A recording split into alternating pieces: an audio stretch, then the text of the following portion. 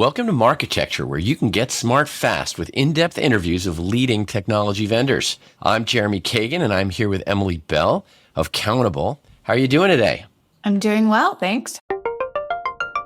What does your product do, and how does it work exactly? Now, you had said, you were doing this for causes and for things like that, and brands approached you about a similar product. But can you give us a little more detail on that? On just the history of the product, or what it does now? Today. If I was to come to you and be working with you, what am I getting exactly? Yeah. So you would be getting a SaaS platform that is super flexible. It can be branded to whatever you want people to see. All of our features can be toggled on and off, but essentially you get the engagement layer of a site to engage your stakeholders. We have a CMS where you can publish your content. We've got a suite of gamification features. We have some integrations that you can plug into the products that you're currently using to kind of invite your users and then track their engagement on the site. And we have a suite of different actions that you can embed. So you can collect user-generated content. We have a video tool. We've got text-based commenting and multimedia commenting and community feeds like a forum. And then we've got petitions. You could ask people to donate. So it's a very flexible action and content-based platform. And I think I understand the actions, but where does it live? Does it live on your site? Does it live on social media? What are you integrated with? Can you explain how that flow works?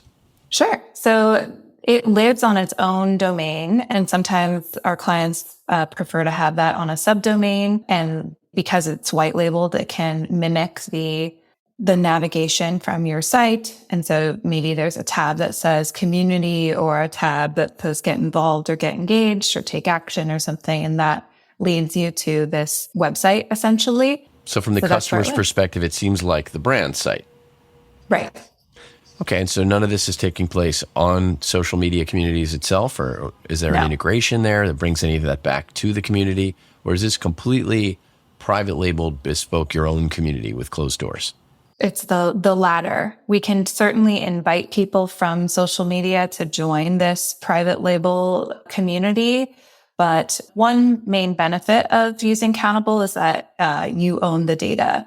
And so you have ownership over all the data that comes in. You can see what your users are doing, and you can actually build relationships with them, which is sometimes a drawback of using traditional social media. So I'm a little bit confused between the balance between a company's social media outreach and content strategy and using Countable as sort of an owned and operated community platform. Could you explain the balance to me there? Yeah. We're not saying that you shouldn't have social media or shouldn't manage those sites, but it's really about if you want to have your own owned community, then Countable is a great solution for that. And you can cross-post content between social media and your Countable community.